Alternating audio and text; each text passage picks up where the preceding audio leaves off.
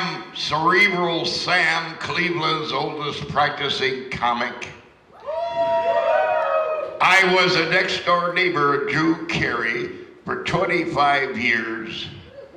So what does that mean? That means that lightning strikes twice in the same spot. That's right. In old Brooklyn, Cleveland. Yeah, I was at the New Year's Rockin' Eve show at the public square. Excellent show. Excellent show. Well, anywho, I'm going to try out some new material tonight, folks. Do any of you ladies have some silk panties I can try on? Oh God, my two daughters are here tonight. I'm really embarrassed. Yeah, there they are right there. They want to see their old man make a fool of himself for enforcing a strict curfew in their adolescence. They're here for revenge. That's all that counts, right? Hell yeah, hell yeah. Hell yeah, keep it in the family. Keep it in the family because, these illnesses of the mind are hereditary. We all know that. Hello. Yes. Well, we'll spin the Rolodex and see what happens. If you like Dave Chappelle and Mitch Hedberg and Red Skelton, you'll like it. Anywho, I like Pink Floyd. Cerebral Sam Bittner has his Animals album. It's my zoo animals of comedy. Yes. So let's start off with a zoo animal. Mickey Mouse and Donald Duck. Now I'm sure many of you heard the joke, but I added a little something to it. Mickey Mouse goes to Donald Duck and he says, "Oh, Donald, I don't know what I'm gonna do about Minnie Mouse. Why she's getting crazier and crazier. In fact, she's fucking goofy." Oh, shit. Duh! I didn't do the thing. These long ears would have gotten in the way.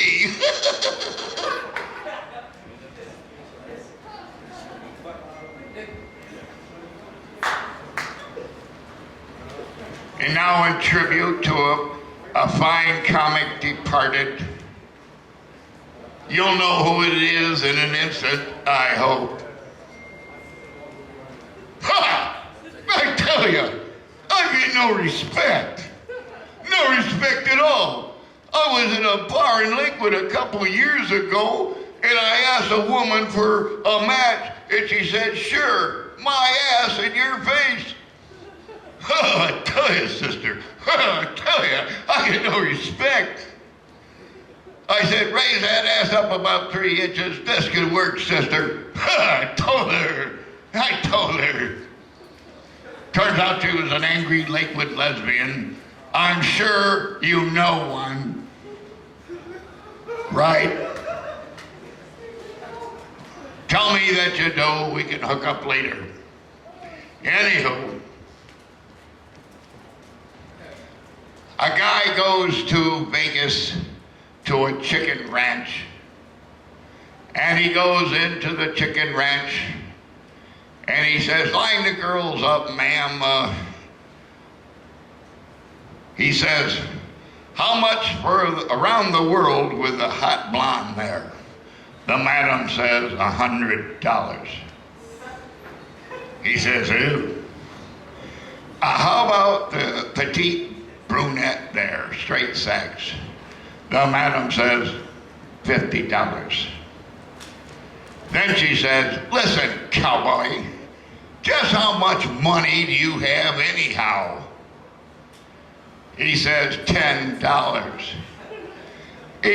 She says, well, for $10 you get a penguin. Drop your pants to the floor and get your penguin. So he does. And then she runs off to her office and he follows and he says, hey, what's a penguin?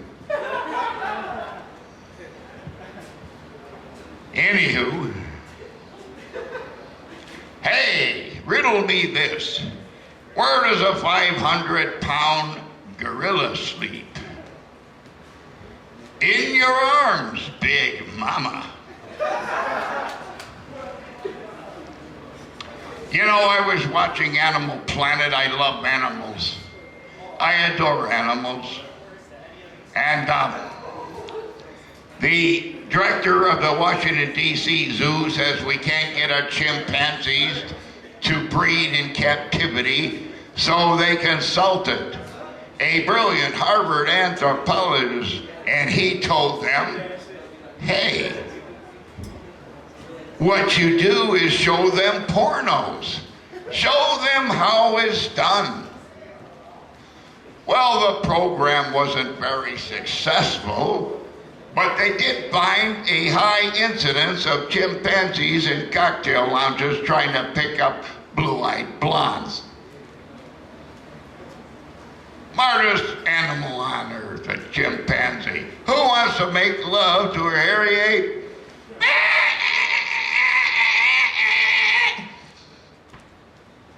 God, was that necessary? Anywho. You know, I was at the Cleveland Zoo this fall, and the economy has affected all the poor animals.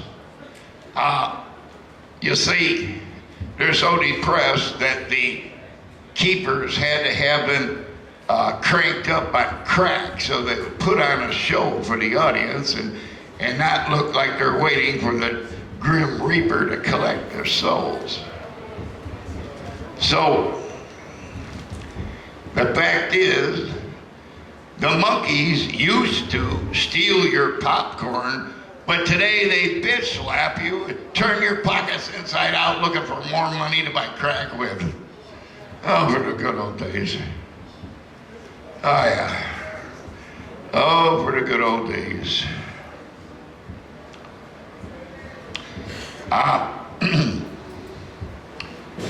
Two pigs. You notice the animals, Cerebral Sam's Animal Zoo. Two pigs were in the barnyard, and the one pig says to his buddy, I'm really, really depressed. How so? His pig buddy inquires.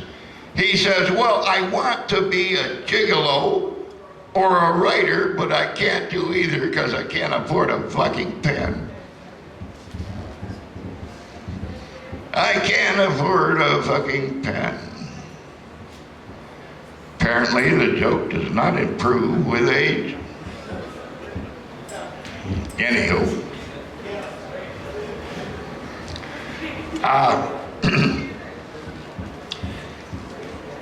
I live in a senior apartment complex not far from here with 350 ladies ages 55 to 102. If I could just afford a 55-gallon drum of KY, I could live the same type of life enjoyed by Playboy's Hugh Hefner. Welcome to my nightmare. Welcome. Well, how about a mugging? I got a report of mugging. 3 New York dudes were in Times Square at New Year's, and 2 thugs pop out of the alley, draw guns on them, and they rob them. And these dudes were really pissed off that they were cash poor.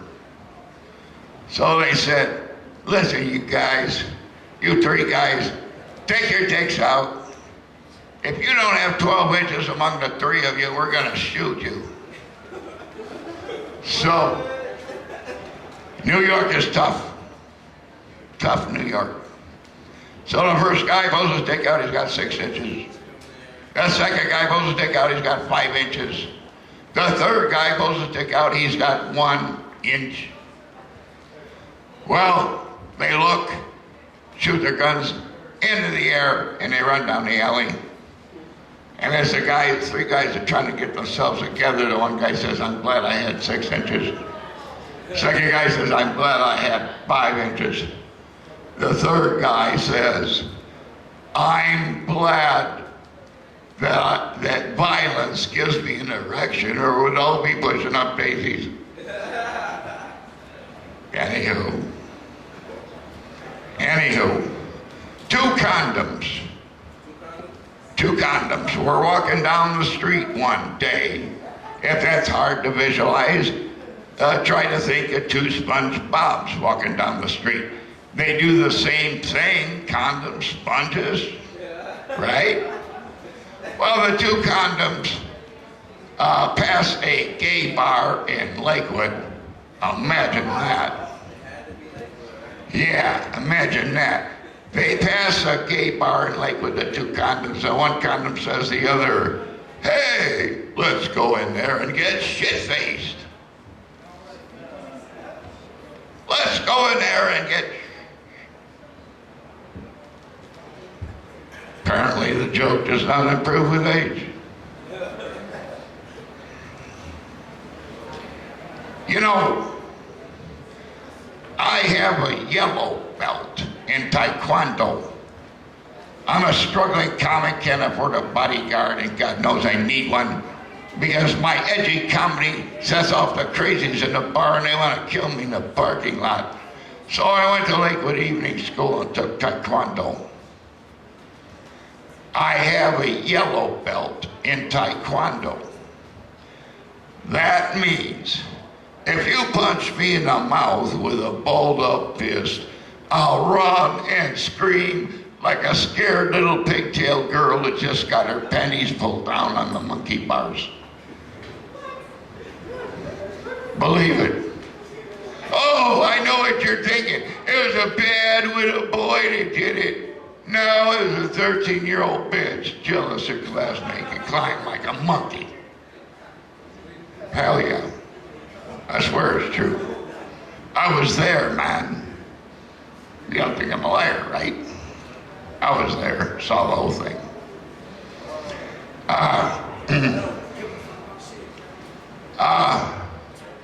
Hey, you know, maybe I need a little audience reaction. Could I ask a question of one of the audience? What is it? What that is? How did you happen to get here tonight? I walk from my house down the street. Well, that may be true, but guess what? I think your parents having had sex has something to do with it.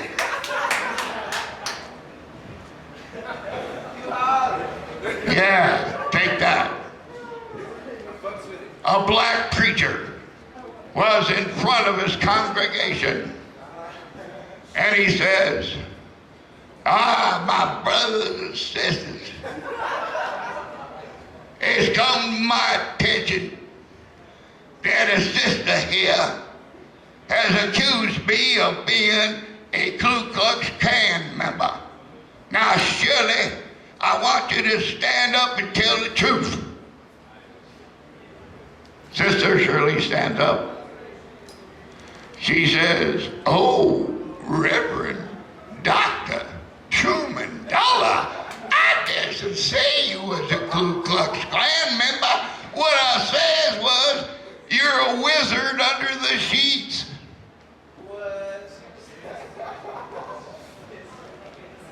To get the joke, you have to know the Imperial Wizards and the KKK. You know, it's not nearly as funny when you have to explain the fucking joke.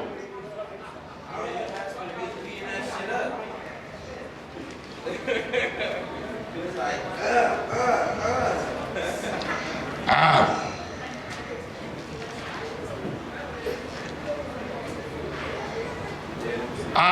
You know, riddle me this. How come there are so few black magicians? How come? Why, it's because the white people don't want to give their $10,000 Rolex chronograph up to him to do a trick. Hey, I know you've seen a black magician, at least one. He was running down the street looking at his Rolex watch and thinking it's a good time to retire. Anywho, God, that's what I was trying to do. Well, what the hell, folks? Here we are in the post-industrial society of Cleveland, really depressing. But we're not going to let that ruin our good time tonight, are we? Hell no! Hell no! We're going to have a good time, damn it. You know what? Most of my working life, I was a journeyman machinist. And I worked for some of the top companies in Cleveland, Scott and Betzer, Barton and Oliver. I worked at NASA making space hardware when I got my associate degree. Yeah, I made actual hardware that went into space. You know that school bus-sized satellite, they had to take $1 million missile off a nuclear submarine and shoot it down? I did it. I might have done it. My fault. $1 million missile. But that's why I have exaggerated feelings of self-importance. Yeah, $1 million missile. Well, Jeremy's doing the antler dance, waiting for the bands to go on. So we're gonna start off with some hip hop, and you people have a great evening. 10-4 good buddies.